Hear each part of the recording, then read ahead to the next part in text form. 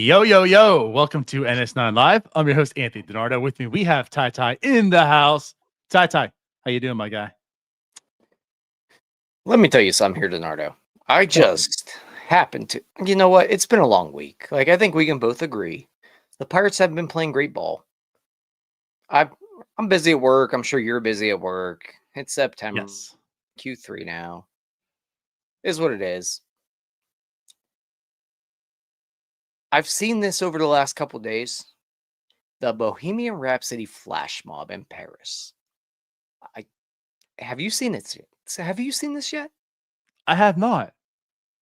Let me tell you, the Wait, biggest hold. smile on my. Flash Mob's still a thing in 2025? So we're apparently bringing them back. Okay. Q4. Yeah, we're in Q4. But we're bringing them back. Q4, right? It's 3. But, you know. 3 still? Yeah, October not. Yeah, man, I don't know what day it is anymore. Also, how we were okay, little peek behind the scenes before we get to that. Right, you talk about it's been a long week. You and I both talking about how I've been operating all day long that it's Wednesday. Mm-hmm. I also have been operating that there's like 2 more months in the year left. So like mentally, I'm also in Q4 with you. So we're all messed up. This is gonna be a terrible show for all listeners. I mean, it's awful. Tune out now. But tell us about the flash mob. There are so many people. They've got people in windows that just pop out, start singing. They got a little kid that just shreds on the guitar. I'm telling you, man. I'm not a happy person. No, but that's what makes you big happy. Old smile to the face. Is this on TikTok? This on it's everywhere. Everywhere? I'll send it to you. All right. But I think we need to bring the flash mobs back. Don't let Travis Williams see. Oh yeah. I mean, it's all about the Instagrammable moments. Sounds very Instagrammable. The flash bomb night in PNC Park on Friday. For the first 20,000 fans. What was that song? The one that everybody just froze on. Oh, Black Beatles. Yeah, that one. Yeah. Good days. Those were fun times. Those were fun times. They were. Black Beatles, yes. But yeah. Also very good year of music. I don't even know what year that was. I feel like that was like 15-ish. Country music stunk then, but it always stinks. No, we're climbing back, man. Nah. We're climbing. Great show. Awesome show, guys. Hey, if you're listening, and I'm sure a lot of these people have seen it by now, but fantastic. Just put a smile on my face. Every now and then you need something to put a little pep in your step. It's very good. There it is. Paul says flash mob that we are family. I'm down with that. Let's go, Travis. I hope you're listening. There we go. What night we doing this? Flash mob night at PNC Park. Let's go. That's what we need to bring a winner. Who cares about 82 wins or more? If you can have flash mob night at Pittsburgh, call it a day.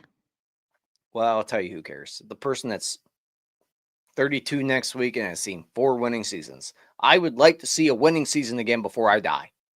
Tyler, it's your birthday again. How come we never know when your birthday is? I don't tell people anything about my life. I know. Yeah, you know how you find out. You get the same text every single year. I forget what it says, but yeah. I tell you happy birthday. Yeah. And then I get a, huh? I also thought we had the same birthday. I think I get a, I think I still get, now I'm not on Facebook. Like I just refuse to go on Facebook typically, right?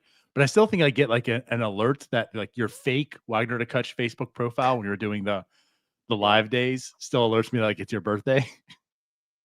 Yeah, which isn't a real birthday. So there's that. Oh, so maybe not then. But no, that's not my real birthday.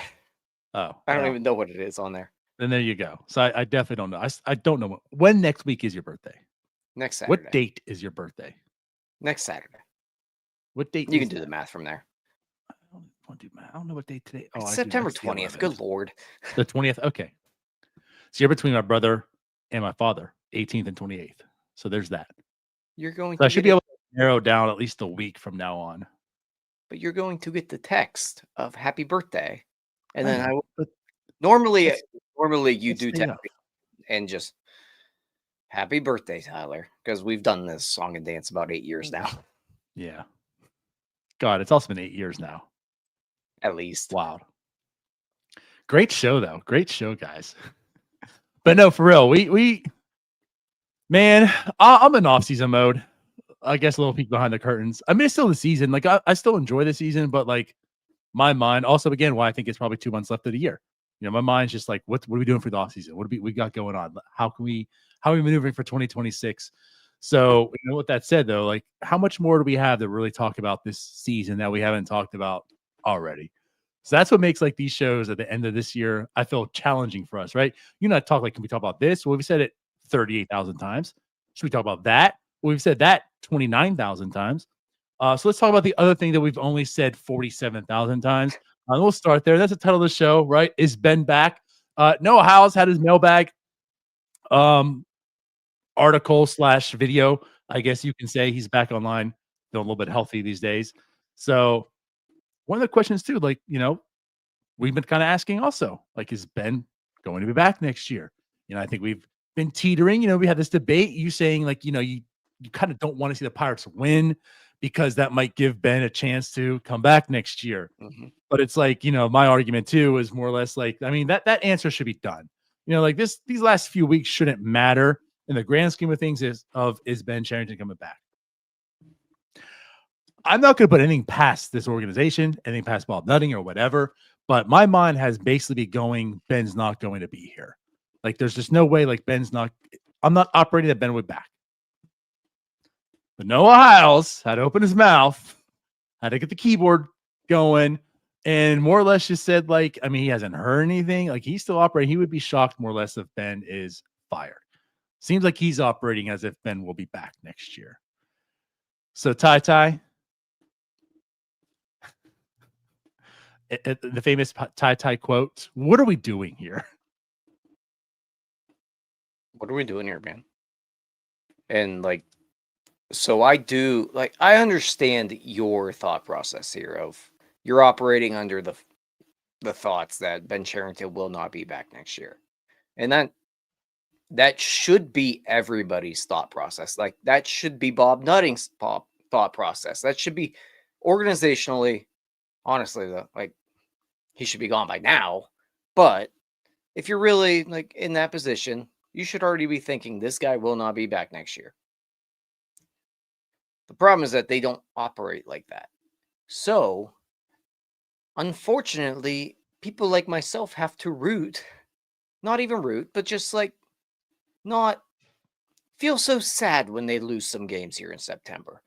Maybe maybe losing 100 games isn't the worst thing in the world at this point because what's the difference between losing 100 games or losing math's hard here, but like 90? 100 looks a lot worse. That gets the GM fired. The GM has to be fired for this team to be competitive again. It is September 11th today. Never forget. September 11th, but we're playing G1 Bay. We're in like 3 years of playing G1 Bay. He's been terrible at baseball forever. Since he has arrived, he's been terrible. They continue to employ terrible people without, like, you don't see the growth happening. There's nothing, like, if you look at this roster today, what are you looking forward to next year? Aside from the guys that have already arrived, the Paul Skeens of the world, the Bubba Chandlers that you see, maybe he's one of those guys that you look forward to, but in all reality, all these guys down the line, they are what they are. There's not much you can look to and see, you know what, if he turns it around, no. If O'Neill Cruz turns it around, yeah, sure, they might figure it out. How many years do we have to do that? How many years do we have to keep thinking, how long, or like next year, well, if this happens and this happens, no, that shouldn't be the goal, is that if all these things go right, this team might be good. And that's the entire process of Ben Cherington at this point. It's you need Brian Reynolds to be great. You need Mitch Keller to be great. You need O'Neal Cruz to be an MVP. No. It's not working. It hasn't worked in 6 years. Can I also interject here real quick to ask you a question? Could you say those players' names again one more time for me? Mitch Keller, Brian Reynolds, O'Neal Cruz. Where'd they come from? Thank you. I'm done. Continue. Yeah. Yeah. But how long do we have to do this, man? As I'm getting a work call. Right. Let me offer a little bit of an opposing view here. And trust me, this isn't me giving my mark of my stamp of approval for Ben Cherington, right? But here's the other side of it. And here's maybe how Ben can say that and how you can say, okay, let's give you the other shot. You saw the vision. We keep reiterating this again. We don't agree with it, but we keep reiterating it. Shelton's gone. Since then, they've been better, right? They started the year off with, Nick Gonzalez got injured. Spencer Horwitz was injured.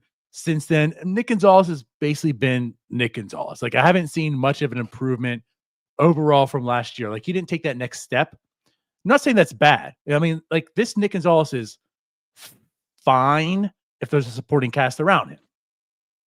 Like, he's certainly not the worst part of this team he's got to go situation.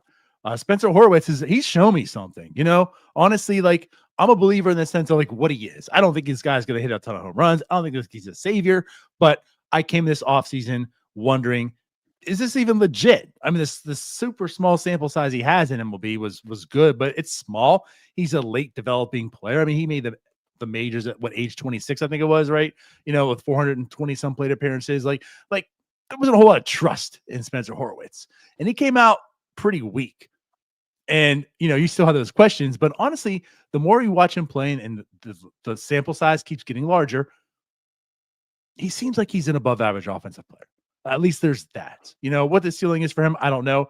Obviously, he's also capped. He's a platoon guy, but I feel safe that Spencer Horwitz he's a player. He's going to be part of this future to some level. He's certainly part of this future. So all those arguments, sure, yeah.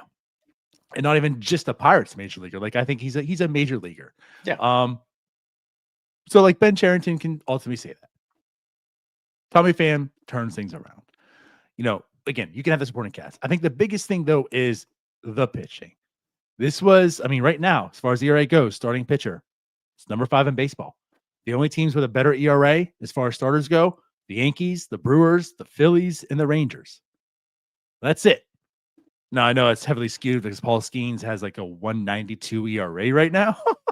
Yeah. But still, Paul Skeens has a 192 ERA right now. His career is a 194, right? Or 5 or whatever it is.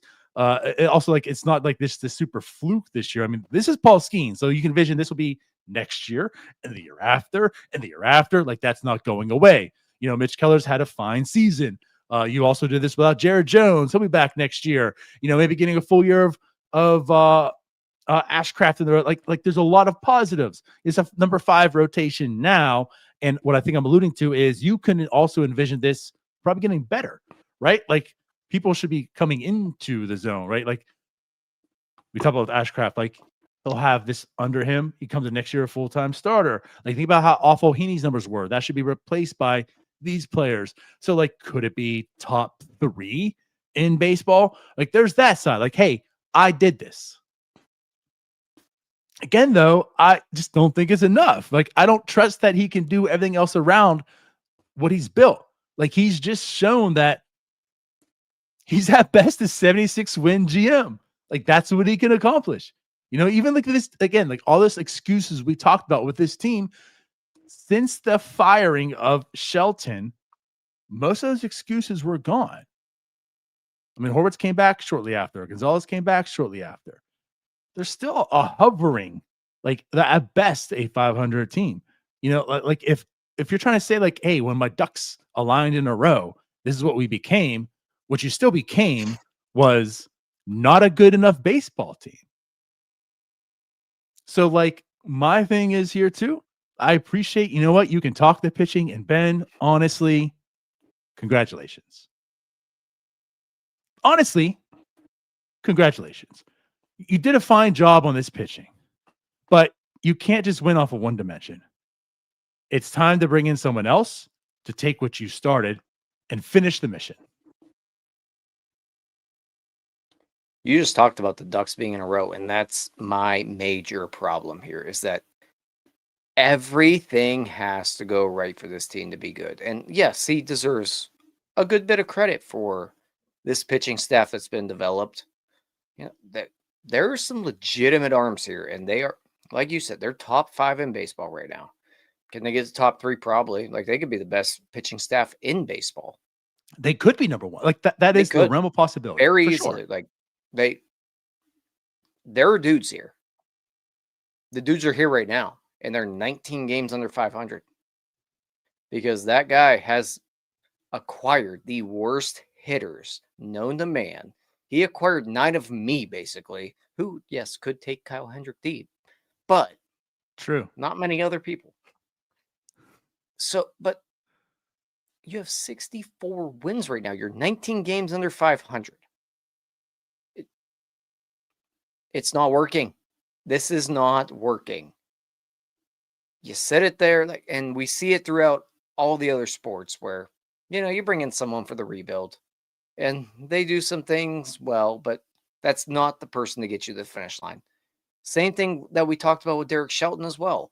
Like, yeah, he might be a good fit for this rebuild, the young guys coming up. But when it comes to that time to really make the push, I don't think we ever thought he would be the guy. After his first, second year, I don't know if we were ever at the point where Derek Shelton's going to get us there. No. We've never been at that point. I don't think with Ben Cherington really either. And especially now. 19 games under 500 in year 6. He has built a pitching staff and enough of a minor league organization pitching-wise. Again, pitching-wise, not hitting-wise, that you can definitely build on that. It's not going to get you to an NL Central title. It might get you to a wild card game if literally everything goes right. And everything has to. It's time to do better. For sure. Yep. Yeah. And again, like that's what worries me because can he make the argument that I should stay? I think he can. I'm not saying I'm listening and buying into it, but I think he can. And he's already under contract, and I don't know the relationship, but if it's seeming for Noah that it's likely he's coming back, that tells me that there's a good chance he is. And then so if he is coming back, what do you do at this point? Like, what's the next step for Ben Cherington? And I want to bring this up because this is a good comment. We hear it time and time again, and not to point Marcus out. This is a very general thing that's often said. You can't compete when ownership won't make a commitment. First step, if you want to believe they really want to win, will Nutting shell out the bucks for Skeens when the time comes to pay him? Now, Skeens is a whole other story. No, they're not going to shell out the bucks to pay Skeens, right? But the thing is, too, you have 3 years until Skeens on his last year. You know, ultimately, they'll probably keep him here till his last year and trade him off. So you have 3 years. But honestly, I could see that. That could be quicker. It could be. But like if they're competing, I mean, I could certainly see they've said all the things that they want to keep him here for as long as they can. So, and how things naturally go, I could see him being here for 3 years and then being traded off his last year. But regardless, what I'm alluding to is you have him those 3 years. Regardless they'll pay him or not, that doesn't excuse you of not like competing now and putting up a quality product. And on the other side of like the ownership, like, yes, ownership hamstrings you a lot, right? Like Ben Cherington isn't in an advantageous position because he only has so many X's so many dollars to work with. I was going to say X's and O's. He don't have any X's and O's, but he has so many dollars to work with, right? But again, like that, like I'm tired of excuses also. Yes, Bob Nutting sucks. And I'm sure working for Bob Nutting also sucks because you look at all the other all your other colleagues out there and saying, man, they got some really nice toys to play with. I can't. I'm still going down to the bargain bin, right? I'm going to the lost and found and picking out these old scarves, to work with and such. Like that's what he has to deal with. But at the end of the day, it's still an excuse because there's also other organizations that have equally disadvantageous dollars to work with as well. But they find ways to do it. I mean, the Rays find ways to do it. The Guardians find ways to do it. Again, looking at the Brewers, I mean, I know they typically spend more, but still, like, you see how good they are all the time? They don't spend that much more. They're not like a $200 million payroll to do this. I mean, there's other teams that are able to find windows and compete. You can't just completely dismiss a GM and excuse him for every and anything and say, oh, well, it's okay, Ben. It's Bob Nutting. It's fine. Nothing to worry about with you. Just keep doing all what you do. Like, whatever. It's just Bob's fault. Like, no, he has a job to do when he's not doing his job. So where do we go next year if he's here? Because there's a lot of things that need to be fixed. Now, I know Connor Griffin could probably help that. And yes, that was also under Ben. The way Connor Griffin's performed right now, I think we can debate opening day all we want, but I do think there's a path that he's here next year. That will help him out a lot. But like outside of Connor Griffin, there's nothing coming up from the minors that's going to help internally. So you're going to have to find things outside. And there's a lot more than just like one or two. Let me take a step back. Because I think they're in a similar position. Like, I think you could make an argument they're two, but they got to be big bats. They're two good bats away from being in the mix. But that's also as long as everything around it goes right. So with that being said, there's still a lot of holes that they got to fix. Where's that coming from? Because ultimately the payroll is probably going to be the same. I don't see it increasing. It could decrease. So to go back to what you originally said, like the first point, as a fan here, and this is just my perspective, Marcus is correct. Like, yeah, it's going to be extremely difficult with Bob Nutting as the owner of this team. As a fan, though, here, and I get it. I know it's brutal. We all know it. It's not a great situation, but Bob Nutting's not changing. We can't get rid of Bob Nutting. It's not going to happen. So I think that's why we kind of gloss over him a good bit because there's nothing that can be done about that. He's not selling the team because we're going to complain about him. It's not going to happen. You can change your GM. The GM's pretty easy to mix in and out. And we're talking about a GM not that really. has just been, well, for other teams, it's a lot easier. They can get rid of him and move on pretty quickly. But you mentioned it, man. Like, you see the Rays, you see the Guardians, you see the Brewers, you see the Reds. Like, even the Reds aren't great right now, but they've had years. Like, all across baseball.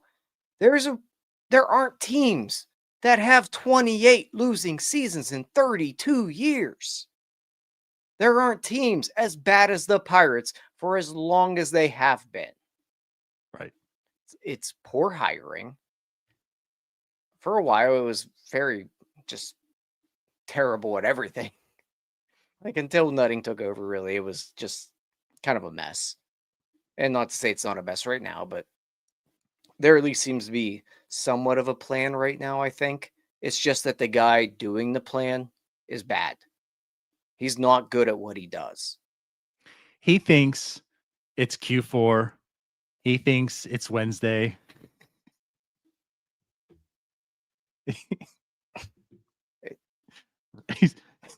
He's one of us. That's why it's a bad show. But yeah, continue. But man, like, we're in year 6, and your best hitter you've acquired is Tommy Pham. That is a problem. That is why we don't want you here next year. Because I don't trust that this guy can bring in any sort of bat that will make a difference on this team next year. Because he has not shown me that he can do it. And eventually, if you're just going to continue to not show me you can do it, I'm not going to trust you. And nobody should trust him because he hasn't done it. And I think if you pull major league front offices, they would all probably agree that Ben Cherington should be fired. Most people would probably agree this guy does not belong in this job anymore.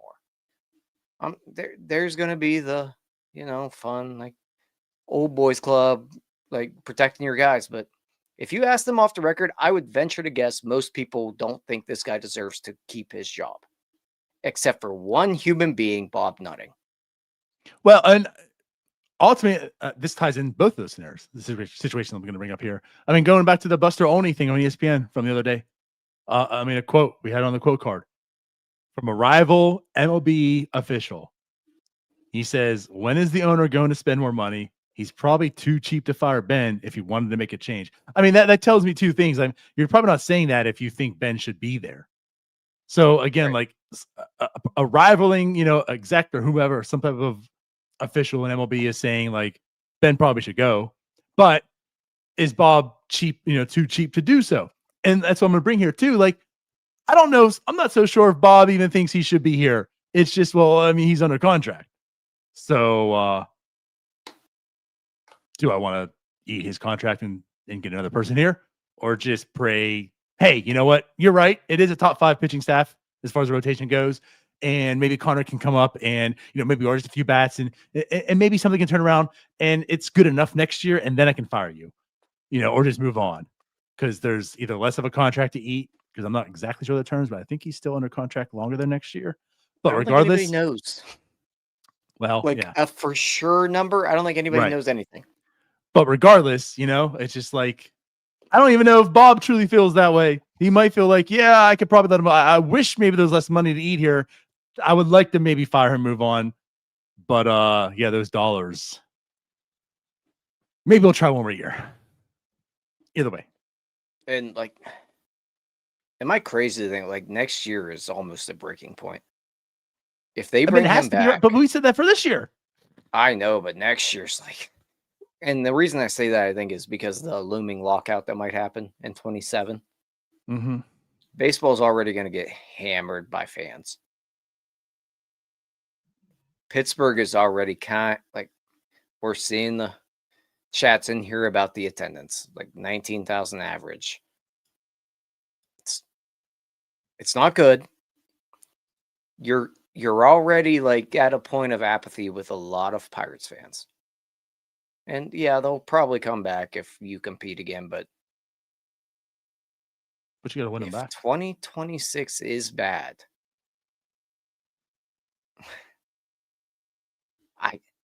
I don't know. I don't know what happens. Like, it's bad. It's really bad. I mean, I'll say it this way too. It's also just really bad because you have one less year of Skeens.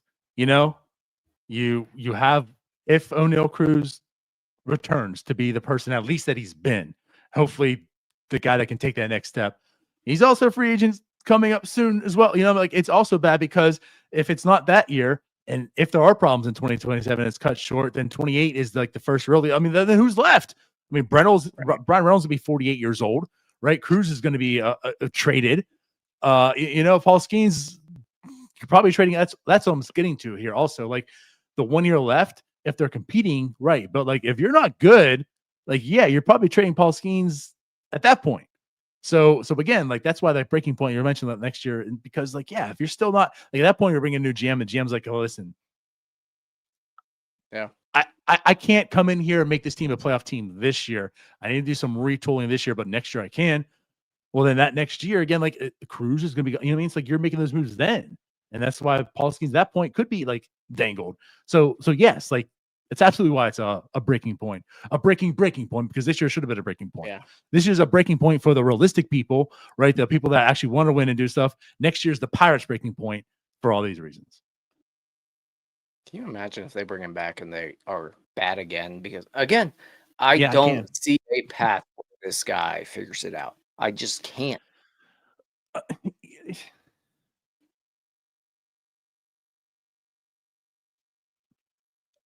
Listen, again, I'm not advocating for me back. I can see a path. And it's one of those like he can luck into it because the pitching's so good, and this is why I keep arguing this also. The path essentially begins and only exists if you trade Mitch Keller. Like that's also the thing. Again, hear me out. I'm not advocating for Ben to be back. Hear me out. I'm not advocating that I want Mitch Keller traded. But what I am saying is, under the circumstances of this current organization, this current front office, this current regime, if this team is going to compete next year, there's going to be some risk reward management that's take place.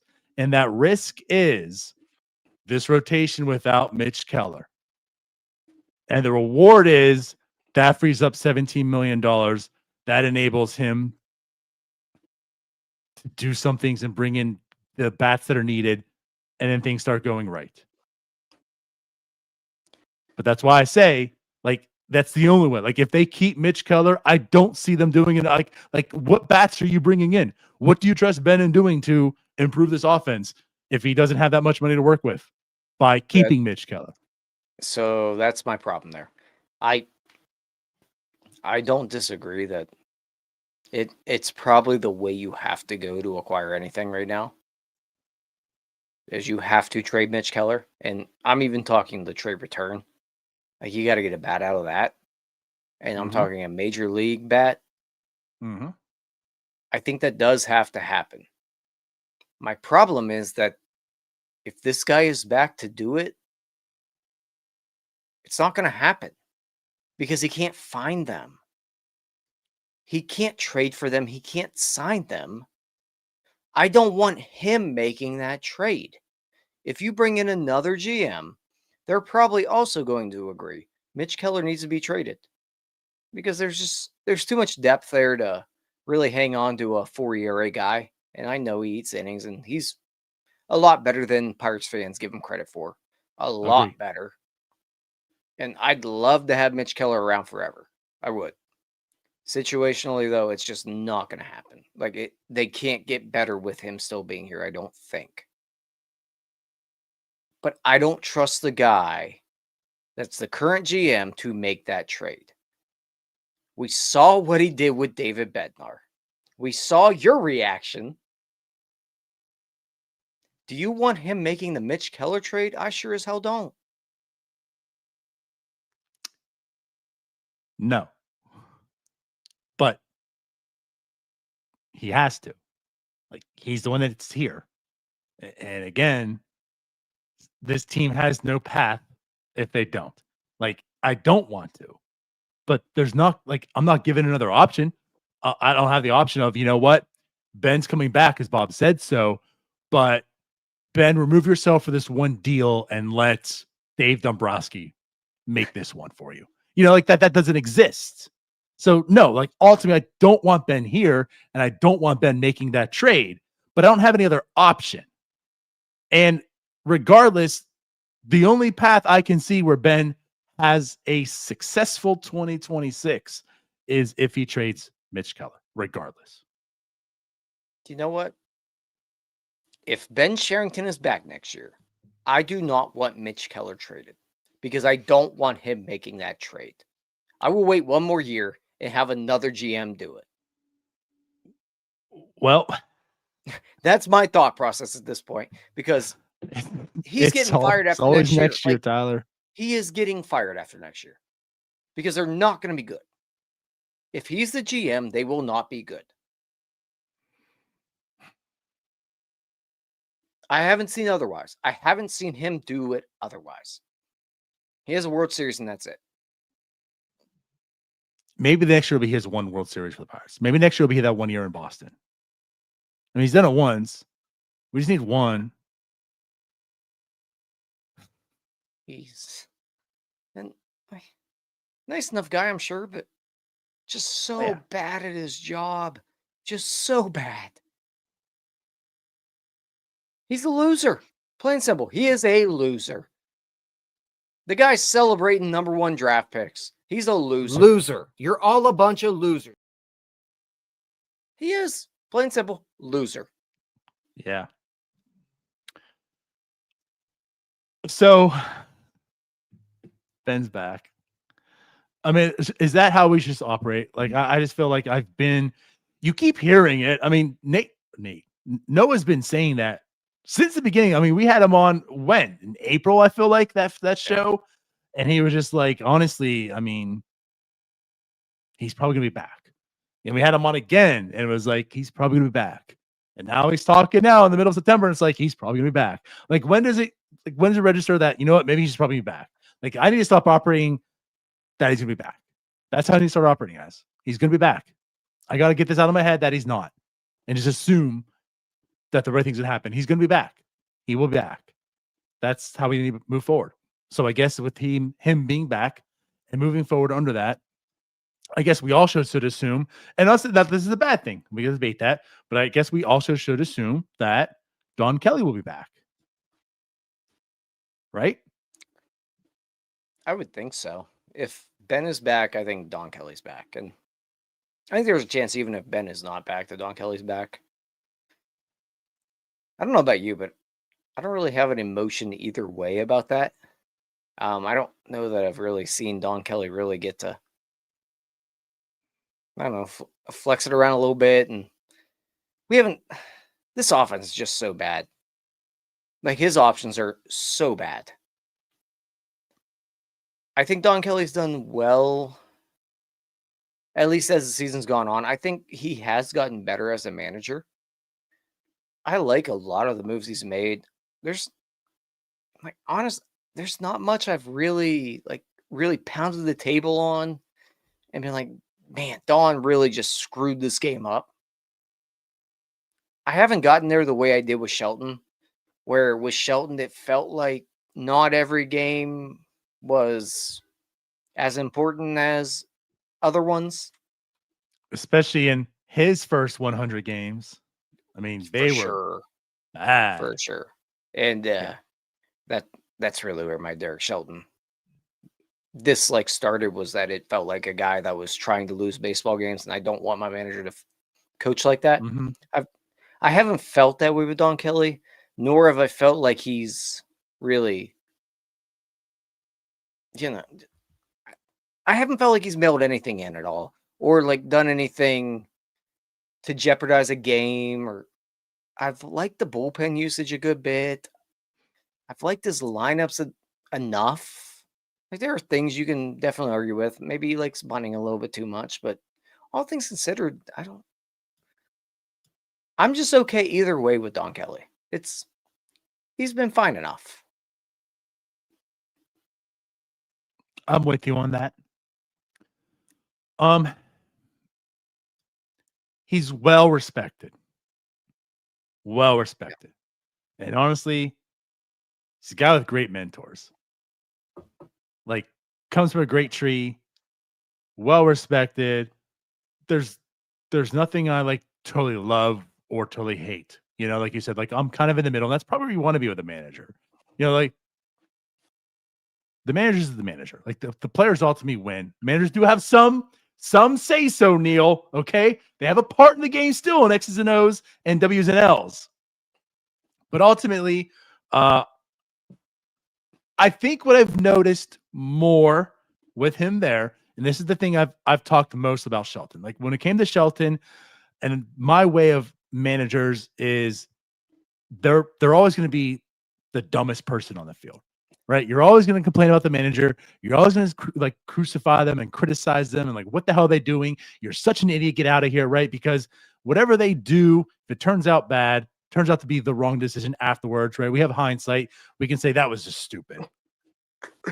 My biggest thing about the manager is, can they get the club prepared? Can they get them through a 162? Right? Like, how do they communicate? How they have that rapport with the people?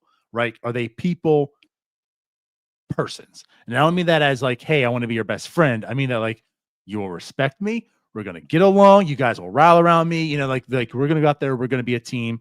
And what you saw at the beginning of this year, I mean, think about it, from the very get-go, that Miami series, and just series after series after that. This team didn't look like they knew how to play baseball. This team didn't look prepared to play a baseball game. That happened time and time again with Shelton. I thought Shelton had a good rapport with the players. That was the one thing I always said about Shelton is I think he has the stuff that I like in him. It's just all the other stuff is just well below where it needs to be. And the stuff I liked about him, I felt like got stale. It got to the point where it became stale, and that was no longer a winning point for him. And again, that team just looked ill-prepared every single game. When Don Kelly took over, I felt like that changed. There's still moments. A couple series ago, we saw stupid play after stupid play as well, but they became moments, not their MO. And so I'll say that. Like this team looks more prepared to play baseball. They look more like baseball players, just not talented, right? But baseball players. So I like Don Kelly.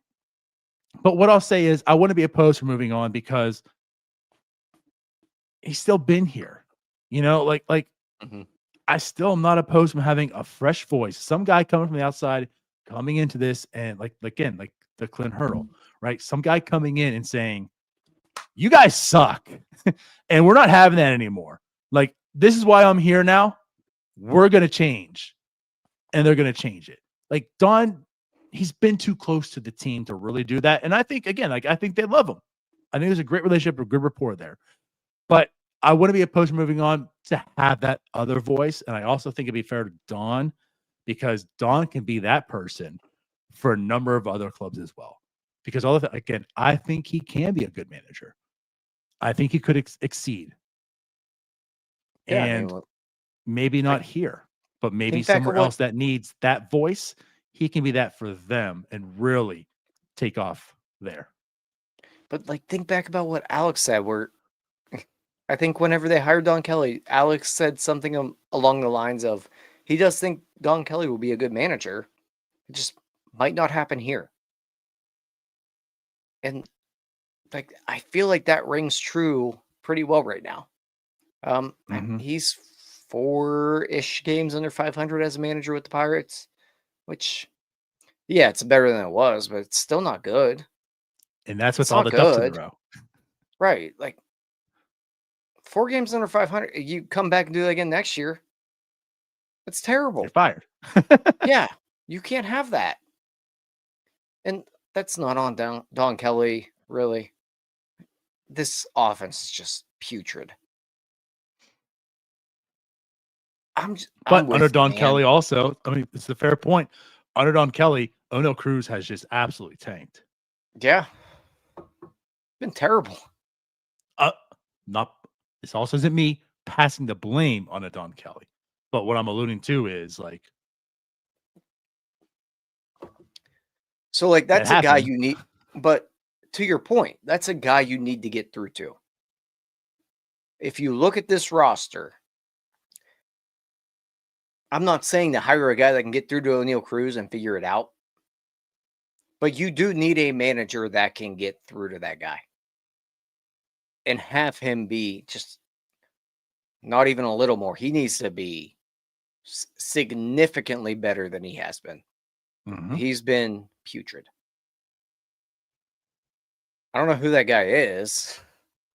I don't know if that guy exists. It might just be an O'Neal Cruz problem where he's just not ever going to figure it out. But if you're going to be a good baseball team, he's a guy you have to have figure it out. It's just, this is bad. This is bad, man. Year 6, and this is where we're at. 19 games under 500. Colin Holderman's still pitching in games. He's got 70 ERA. You on base starting games. It's not a manager problem. It's an organizational failure. This team's an organizational failure. And it's just so frustrating because you see the pieces everywhere. You see them. You see Paul Skeens, you see Bubba Chandler, you see the pitching staff, you see the talent O'Neal Cruz has, you've seen what Brian Reynolds has done. Hell, we saw what Cabrian Hayes did in 2023. They just aren't able to get through to these guys. fully enough to really just get there. Not fully enough. They're just not able to at all. Mm-hmm. That's where I kind of do lean with you though, where I almost just want an entire overhaul. Right. And that's why like this is ultimately why I brought the Cruz thing. And again, like it is what it is. But you talk about Don Kelly being about 4 games under 500 and how it isn't good enough. Right. And like it isn't. But also you're talking about how like the talent's not there. Here's the thing though. That is true. However, like coming into the year, I think expectations, even maybe not the most cynical, but I think the expectations were that they should at least be like what they were last year, like at least a 76 win team. But I think you could not even have to squint all that hard to see like this could be close to a 500 team, right? Like they could be close to 500 team. Now, let me tell you that the rotation is the 5th best rotation in baseball.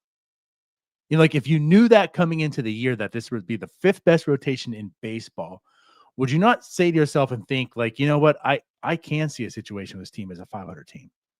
Well, Don Kelly has that.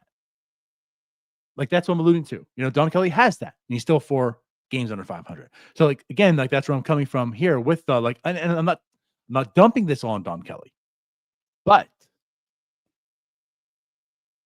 again, like maybe they just need, like you're saying, an overhaul. The overhaul's not coming with the GM coming into town and such. Just an outside perspective, an outside voice, outside manager coming in, and this is no disrespect to Don Kelly. But honestly, it might put Don Kelly in a better situation for himself also. But they just might need that. I don't know. Again, that's why I'm not opposed. I'm not here pining for Don Kelly to stay or go. I think he'll stay if Ben is here ultimately. And if Ben is removed, there's still a chance he stays. It decreases, but there's still a chance he stays because I think of how respected he is around. Like the new GM comes in, he probably thinks Don Kelly, like I know Don, or I know my people know the people that Don's worked with, and I've heard nothing but good things, you know, and like he's done this with this team. Like I'm fine with him staying here. Like that could happen, and I'd be okay with it. But I do think maybe the best might be still an outside manager coming in. The other part of that and bringing another outside manager in, and something that I think if they do keep Don Kelly will be interesting. Don Kelly didn't get to pick his staff this year. That's fair. He has what he has. Like Yeah, Matt that's Haig, fair. no idea what he is as a hitting coach because it's been 3/4 of a year, like 5/6 of a year, whatever we're at now. We really don't know much about Matt Haig and his philosophies and everything like that because there wasn't a ton of talent here. What we do know, though, is he didn't get through enough to these guys to make this offense better than I think they should have been. Like, let's be real here. Matt Haig, and maybe he's kind of skated by, maybe. But if you look at this thing, Brian Hayes, awful. Brian Reynolds, awful. Tommy Pham started the year, awful. O'Neal Cruz, awful. Who improved? And I'm not blaming Matt Haig for it because honestly, I don't know. And I think you do need some time here. But who got better? Who improved? I got nothing. Jared Triolo, the 680 OPS guy that had a hot month. I got nothing. Jack Sawinski didn't take a step. Well, I mean, Isaiah Kiner-Falefa was his normal self. No, Spencer, he took a step back. Yeah, but I mean, in terms of his career, he's probably about. No, it still was his worst season of his career. Is he that bad? I just stopped paying attention. Yes, Like I think numbers. we're still feeding off like the first part of the year where like he was fine. He like I love him as number 9 hitter. Like he was fine. Yes, I'm gonna pull up his numbers right now. Again, like he never was a premier hitter. Like he was a good utility guy who had a competent bat. That's why we like the trade when he came over. He'll put balls in play. You know, he'll do the things right. But you look at every year, weighted runs created plus 79. Okay, he had a 57 his second year, also just 222 plate appearances. 93, 84, 84, 81, 93 this year with the Pirates alone. 75. Okay, not good. So it did drop. It wasn't. It's not like a Brian De La Cruz drop, right? It wasn't like super substantial, but it still was the worst outside of his second year with limited at bats. Yeah, and want me to keep going here? Henry Davis has not improved. Nick Gonzalez has not improved. I'm running out of names here. Like, nobody has improved. And is that Matt Haig's fault? Maybe, I don't know, but you want to keep your job, you might want to at least have one guy under your hat that you can go like, look at what I did with that guy. I'm looking around and I don't see one. Mm-hmm. Like, think of our jobs here. Like, if we're running a team and everybody continues to just do what they're doing and it's not good enough, we're getting fired. Doesn't matter if those guys stink. We're getting fired for that. Yeah. And I'm not saying Matt Haig should be fired again, but. So I want to say something about that. I want to make the argument for Matt Haig also. Okay. Matt Haig came into the offseason. Now, hitting coach's job is tough. I mean, you're coming in the offseason, you're learning these people. Like, you got to learn 40 players. I mean, the 40-man roster, essentially, right? You got to work with all these guys, get to know their inner workings. You have a season to come up, you know. You can make the argument that hitting's gotten better throughout the season. Brian Reynolds is playing better now. Spencer Horwitz is producing better now. Jared Triolo's hitting better now. You can make the argument they're hitting better. What I also want to throw out there, and I'm not, again, this isn't me saying keep Hayes. I'm sorry, keep the name come out here. Keep Haig, because we pounded the table that Andy Haynes has to go. Well, Andy Haynes went. What happened?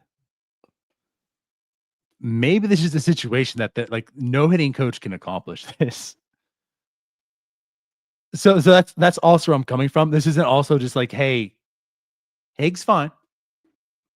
They have progressively gotten better. Still not good. They have progressively gotten better. But also, this also makes you feel like, you know what? Maybe Haynes wasn't so much of a problem as we thought. And I've said that before. I'm just bringing it up again. Like, maybe Andy Haynes isn't the big boogeyman that we thought he was. This team just stinks. Right? And again, like, IKF comes over. He's on that. Like, Andy Haynes doesn't have to teach IKF how to hit a baseball.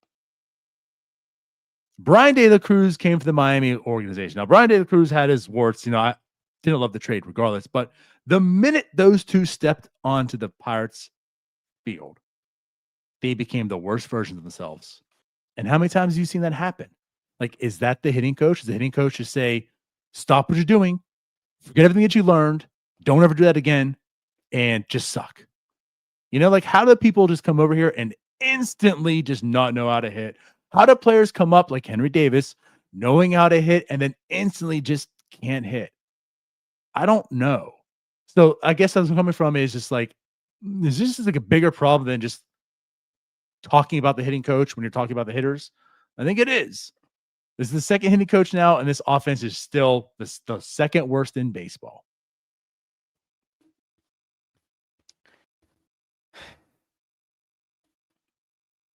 I'm trying to wrap my head around it all because, like, I look back to Oscar Marine like 4 years ago, and we were ready to kick him out the door.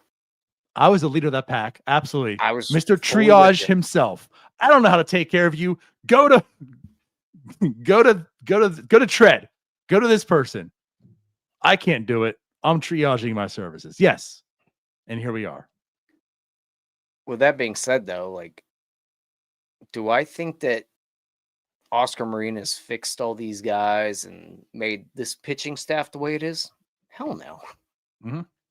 I think a lot of that credit goes to the minor league development. A good bit of that probably goes to scouting, and yes, Oscar Marine does deserve some credit for at least the major league acquisitions they've made that worked out. But like, I'm not giving him credit for Paul Skeens or Bubba Chandler whatsoever, or Braxton Ashcraft, or I'm not giving him full credit. I'm not giving him Ray Searage credit that we used to give. Okay, I mean that's fair. But if you look back, that was probably more Jim Benedict. The guy in the minors developing a lot of this stuff, the guy running the pitching. That was a good bit. Then again, what did Jim Benedict do with Miami? But it worked in Pittsburgh. And It when he did. left, it got worse. But I think what I'm trying to add here to what you're saying, and also why I'm not handing Marine it, whatever they have going collectively is working. Fair. Yeah. Completely fair. But again, I'm not a lot like the Matt Haig issues. That's probably more of an entire organizational problem. And that's why And that's where I'm going with that. Like, I don't want to trash the guy. And like you said, we're 1 year in. You got here in the off season. How much time do they really have to work with these guys? I don't know. Mm-hmm. But it's not good enough. Year one of the job, they got worse. And they're really bad. And nobody got better. That's concerning to me. That nobody got better. I don't see any fingerprints on this lineup from Matt Haig. I can't point at anything and say, all right, Matt, that was good. I like fair. that. Yeah, for sure. I have nothing to give him credit for. Well, that's not good. There's currently 2 players on the team that's hitting league average or higher, and that's currently Spencer Horwitz he's at a 102 now. And again, know where he came from. That's what I talked about. Like, he has been playing a lot better. He started off very bad. And Kutch has a 100 weighted runs created plus. Next is Tommy Pham. So Horwitz, fair. That was a trade. That's some of your future. But like Kutch and Tommy Pham being your 2 and 3, I mean, the vets of vets. And then Brian Reynolds being your 4th, which also that's a problem that Brian Reynolds is worse than Tommy Pham. Brian Reynolds is under 100. Like, he's less than a league average hitter. You know, as far as his slash this year is 244, 313, 405, a 98 weighted runs created plus. Yeah, like that's a problem. I mean, as far as individual, like there's more than just 2 players that were above league average last year. Collectively as a whole, they were still bad. But like, yeah, this ain't good. I'm sad. I'm sad again. But again, that's like, I hate to keep saying it, but like the only way I see this GM next year competing is trading Mitch Keller. He's done the work right now he got rid of Hayes. Like, he's freed up some money. There's some flexibility with payroll next year, knowing what he'll be allotted to spend. Mitch Keller free up another $17 million. Like, you can bring in 2 well-established good bats next year if you choose to, and still have some bats to supplement that around. But he's got to also make the choice of getting the right player that's going to come here and not have the worst season he's ever had as well. Like, also, like, who's to say like they don't do that, and then that person comes in and they go from, you know, being like a 120 weighter, like 20% above league average, to being like a league average hitter all of a sudden. And it's like, okay, well, here we go. At least a league average, I'll give him that. But that's, yeah. But again, like, that's the risk reward. The risk is this pitching staff won't be as deep, won't be as talented. But we see it here. Like, there is talent. There is true depth as far as talent goes. You have to play the cards and the risk. Maybe you sign up some crafty lefty for another $5 million just to give you some innings, which could have been Bailey Falter if you didn't trade him. You know, like, that guy was just right there. He was pitching well enough for what you needed. He's a guy to give you innings, fine enough innings, and going through R for the first year, cheap enough. But maybe you go out there on free agency and bring back a Haney type, a Tyler Anderson type, Quintana type, just to give you those innings back as well. And lean on this young crew to give you excellent quality rotation innings. And that risk give you the reward of we were able to go get these bats, and now our offense is top half. Again, like I feel like they only need to be about 15, 14. Like they don't have to be a top 10 offense. This team just has to be a league average. Really, this team has to be like number 22 or 21 offense in baseball probably to compete next year. You can't go. How many games have they gone here? Let's see. 1, 2, 3, 4, 5, 6 straight games scoring 2 or less runs. That's a normal thing here. I know. They've gone 6 straight games and scored 2 or less runs, and nobody talks about it because it's just normal. You can't have that. And it's not like we talked about coaching a lot, but it's not coaching. It's the fact that you have guys that suck at playing baseball. Right. Stop acquiring guys that suck at playing baseball. But again, you do bring in some guys that don't suck at playing baseball, and they end up sucking playing baseball here. Have they? Again, with IKF. Who? He never hit. IKF isn't a great player, but he's a major leaguer that plays a role. I mean, he played a pivotal role for the Yankees. I mean, he's a player that winning teams will want and need. But the second he got here, he was the worst version of himself.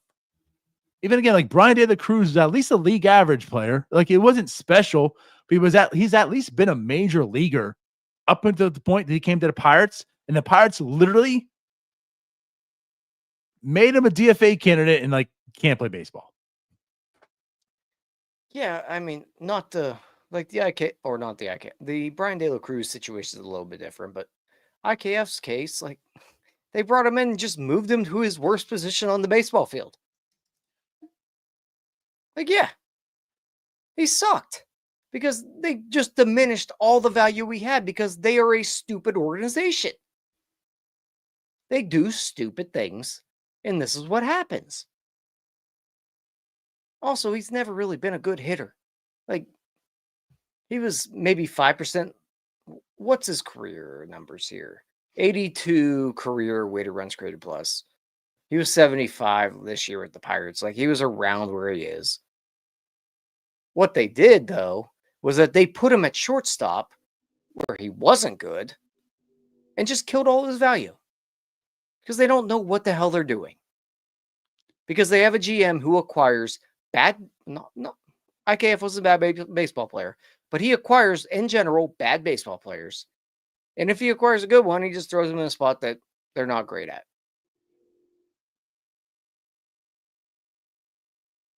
Again, IKF's been a competent utility guy. Major leaguer that play all different spots. It's not a great bat. I've gone down and told you the weighted runs created plus every year, like what he does as far as average goes. But again, he's been a competent utility guy. And the guy got paid a contract. He's getting $7 million a year. Like a team spent that money on him because there's value in that type of a guy. Right? Major League Baseball was going to spend $7 million on an IKF. I mean, he's been a 1.5 WAR player essentially for what he does. The moment he comes to Pittsburgh, last year he finished out the year at a 61 weighted runs created plus. Again, like he completely dropped off. Was a 0 WAR player to finish out the year, and then this year with the Pirates, 0.8 with a 75 weighted runs created plus. Again, just the absolute worst version. I'm not here saying IKF is Aaron Judge. I'm not here saying IKF is a Brian Reynolds. I'm saying IKF is a very competent utility guy who's won Gold Gloves and is one amongst teams. I mean, the Rangers, the New York Yankees, the Toronto Blue Jays. These aren't just like, hey, Miami he was with, and then he went to the Angels, and now he's with the Pirates. I mean, like he's with talented teams that win, and those teams want him, and they paid real dollars to get him to be on their team. And the second he goes to Pittsburgh, he falls off a cliff. Like again, like that is a problem. And then What happened to the trade deadline? Yeah, like Paul says, IKF was so bad the Blue Jays took him back. I understand the money part, but like, yeah, like the Blue Jays are in the hunt for winning baseball games right now. Yeah. And when he's when did available, the Blue Jays added him. And again, now, of course, limited at bats, but now 96 weighted runs created plus. again, though, I'm going back to the GM here. The Blue Jays took him back after the freaking trade deadline. Got nothing out of him. Nothing. So let's just quickly go through Ben Cherington's year here. He brought back Derek Shelton when everybody and their mother knew this guy was done. He lost the team a year ago. Done. Everybody knew he would be fired this year. He brought him back. Didn't trade Tommy Pham at the deadline. Didn't trade IKF at the deadline. IKF just walks away, literally walks away For free. for free. Like you just said. The Bubba Chandler situation was a mess all year. And I think what ended up happening was fine, but it's been a mess the entire year. Traded David Bednar for Less than DiNardo. what he should have gotten. DiNardo. I had like 3 other things in my head and I've already forgotten them, but it has been all year long. Just mess after mess after mess. Everything he's done all year has been a mistake. That's this year. I mean, That's just this year. Marte. Like, just every trade that he does, it just never, like, when's the last time he has won a trade? And you don't ultimately have to win every trade, but like, Oh, did he sorry. have a few Andrew more than Heaney just he one? signed, which was fine, but ended up being trash. Yeah, and again, I liked that signing. I did too, It but didn't work out. ended up being trash. Like, there are a lot of things this year. Literally everything Ben Cherington did this year failed. Which also Heaney had like what? He struck out like 9 of the first 10 batters in Oklahoma with the Dodgers. Just want to point out here. I know we're kind of keeping this offensive related, but ironically enough, when you take away Andrew Heaney's like limited, he pitched 21 innings, he pitched 6 innings with injury and such. He had 1 year worse than this year, and that was 2021. I mean, he came in here, that's why we liked it. 3.10 ERA, 4.15 ERA, 4.28 ERA, and then he comes to the Pirates, ends with a 5.39. Like, again, it's just like, how many times we have to see players come into this organization have like the worst version of themselves? Now, it's usually not that way for the pitchers. So he is more of an anomaly of that. But as far as hitters wise, it just seems to happen all the time. I mean, like even Rowdy. Like Rowdy wasn't that bad, and he was that bad. We didn't like the Rowdy signing, but we didn't think he was even that bad. Also, MLB front office here mentions the other one I was thinking of. Priester. That was last year, but Quinn Priester. Like, how many things that this guy has done have gone completely sideways? Mm-hmm. This calendar year has been atrocious for Ben Cherington. Yeah. I'm sure I said This might. We've said this time and time again. Like Connor Joe is essentially like his best offensive trade. Yeah. It's Connor And Joe. I'm looking. Yeah, and his numbers are terrible. It's Connor Joe. I'm sorry. I take it back. Technically, it's Jack Sawinski. Also, okay. Yeah. Technically, it's Jack Sawinski. Sure. That's his best trade acquisition as far as a hitter goes. Who's produced the most WAR. And then it's Connor Joe. If you look at the calendar year that Ben Cherington has had, maybe like the last 18 months. Yeah. This 18 months of Ben Cherington might be up there as the worst stretch as a general manager ever. I don't think he's done a single thing right. And that would like put us right beyond the Connor Griffin draft pick. I got nothing for 18 months of him being competent as a GM. Nothing.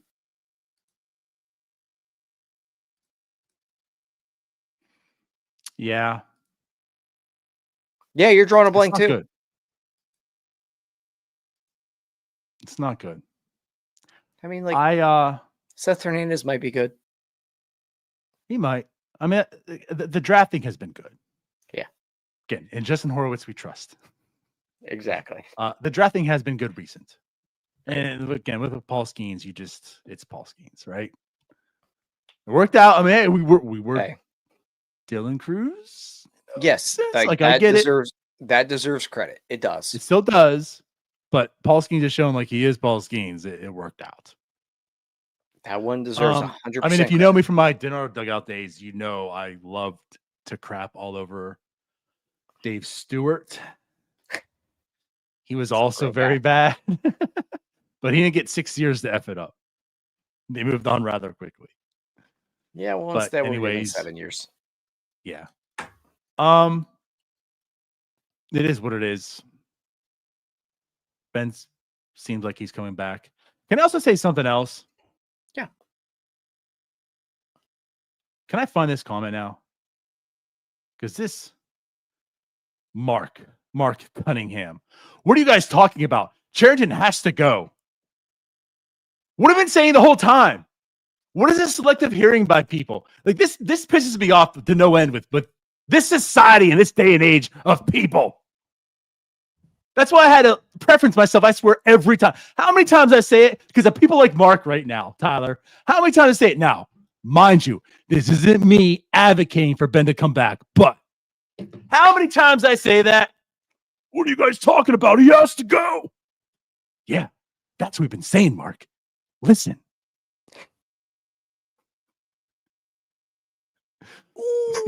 I'm not gonna lie, like I just got distracted while you were ranting. I'm actually thankful for Mark here because he reminded me that Thursday Night Football was happening. And I think I just hit a nice little 240 parlay. Thank you, FanDuel. Yeah, my team's probably losing. Yeah, well, I just hit I think it was plus 240. I don't have the odds in front of me, but I had a Josh Jacobs touchdown with a Dontavian Wicks over 2 receptions, and both of those have hit already, and we're in the third quarter. So, thank you, FanDuel. Look at you. Look, see, don't listen to Ryan. Listen to Ty. Why don't we have the Ty locks of the day? Yeah, we probably should, but I'm a football better. You know why? Because Ryan is, not to take away from you, you're good, but Ryan's more wrong than you're more right. Yeah, Ryan's more. And it's way more fun to just fade Ryan than to just say, "Oh, good job, Tyler." Yeah, like nobody wants to give me a good job. No, it's way more fun to trash on me. So no credit for Tyler. Right. Before we go, just to kind of bring up some news, the Arizona Fall League was announced. So there are some players going there now. I'll say this: no Connor Griffin. I was kind of surprised about that because the way Connor Griffin's going, he's not going to be there next year.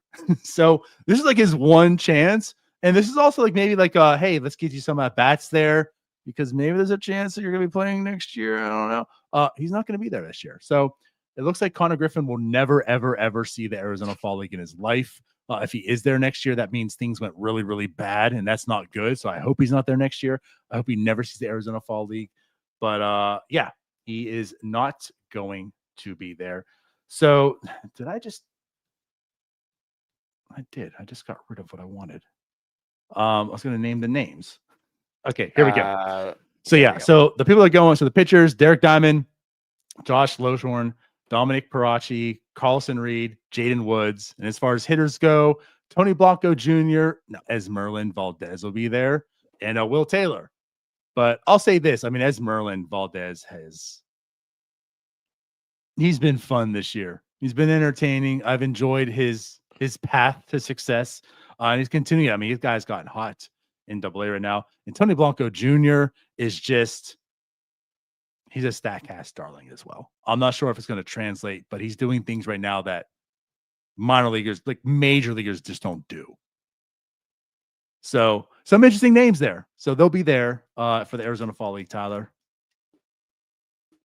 Yeah, I'm like obviously interested to see Valdez, but Will Taylor's a guy that I'm interested in seeing very heavily. Mhm. And we'll be there. Oh, can you say that again? We'll be there. We will. We'll be in the Arizona Fall League this year as well. So stay tuned. NS9 with the AFL bringing some content to you. Yeah, October, I think 16th and 19th we'll be there. All right. I'm glad you said that because I forgot what days it was. Yeah. Flights booked. I just don't know what days it are. Yep. Flights booked, gotta put in Airbnb's that. booked. Yeah, I got to put in that time off request at work. So do I. But since it's Q4, we've got to put it in really quick. Yeah, I mean we're almost a month away. But it's only Wednesday. We still have 2 more days this week to do it. Yeah, it sounds like a next week problem. Yeah, exactly. No, we got time this week. Still 2 more days. Nah, I'll wait till next But week. yeah, so I'm excited. Some cool names going this year to the Fall League. I was kind of shocked that Tony Blanco Jr. was going, that he was selected right. already. But let's see what he can do there. Man, it is disappointing that no Connor Griffin. I know. But at the same time, maybe it's just like, you know what, Connor? You're just so good. Take some time off. You're too good You for earned that. it. Be ready March 26th in the Big Apple versus the Mets. We need you, buddy. My job needs you. This message has been endorsed by Ben Cherington, not by Anthony DiNardo. No, I'll endorse it. Like No, that message was endorsed by me. No, that one wasn't endorsed. No, I'll take but it. not Let's coming do it. from Ben Cherington. Yeah, I don't let's go ahead endorse and do that part. Yeah. Yeah, let's just do it. All right. We have all off season to talk about that, and I will be talking about that. Connor Griffin now has a 197, I think it is, 190-ish. Weight runs career plus in AA. He's progressively got better at every level. When he went to high A, he got better. When he went to AA, he got better. Now I know the sample size is 17 games at AA. Like it's still not large, but still, Tyler, he's getting better at each level. Connor Griffin is not holding his own. He's getting better. He's in AA, and he's still hitting almost twice as better than the next average person who's probably 3 years older than him. Can I not pound the table on my narrative? Connor Griffin starting day shortstop. Even though I said Jared Chiola for a long time, that was only because I didn't believe Connor Griffin would have the true possibility. Oh, guess what? I'm believing now. I'm a believer. Connor Griffin is my shortstop opening day. That's why I put it in my roster that I created. He is the opening day shortstop. No doubt in my mind. He's going to come up here and he's going to give the Juan Soto of Juan Soto seasons at age 19, but for a full year with his Mike Trout swing.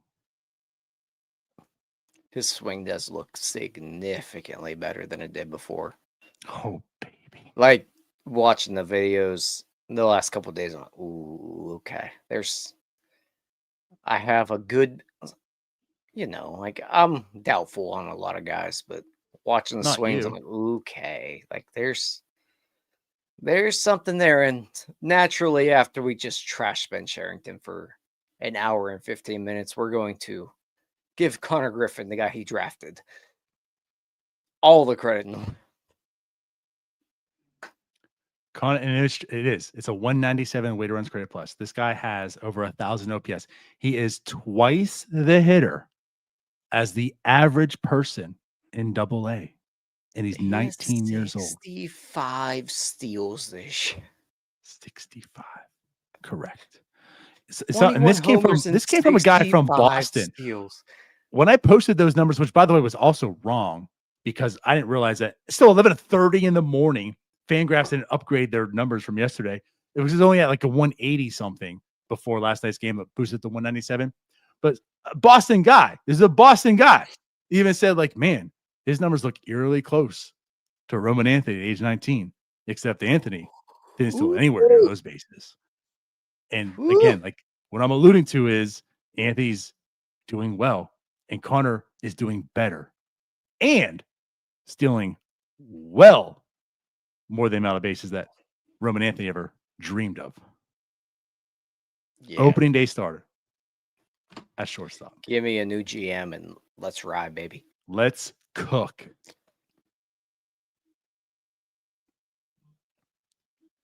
I'm out. Steel City's W says twice the hitter, twice the man. Love it. Love it. Let's get out of here. This episode went way too long. What Not bad for a show that we didn't know what we were going to talk about. I told you, it's a terrible show. Honestly, Mr. Cunningham was correct. I mean, it wasn't correct in what he said, but it is a terrible show. Just go back to Thursday Night Football like he did. Well, he should have followed me on FanDuel first. All right. We'll see you again tomorrow. I'll be back for the post game. I'm not sure who, but the Pirates will play the Nationals. Mitch Keller pitches, Bubba pitches, and then Burrows pitches this upcoming series. I believe Jim's going to be at a couple of them. So Pirates will get swept. Faux show. Faux show. All right. We'll be back. We love you guys. Subscribe, like, comment, like the video, guys. But for sure, we'll see you later. Bye-bye. Peace out, Scouts. All right, that wraps up this episode of North Shore 9. Thanks so much for tuning in. Whether you're listening on the podcast or catching us on YouTube, if you enjoyed the show, please give this video a thumbs up and don't forget to hit that subscribe button if you haven't already. It really helps us grow. And if you're listening on the podcast, a quick review goes a long way in helping others find the show. Plus, be sure to tell a friend about us. There's always room for more here in the NS9 community. And for those looking to support us a little more, consider joining our Patreon, become an MVP member, and get exclusive perks while helping us continue to bring you more of the Pirates content you love. Thanks again for all your support, and let's go Bucks.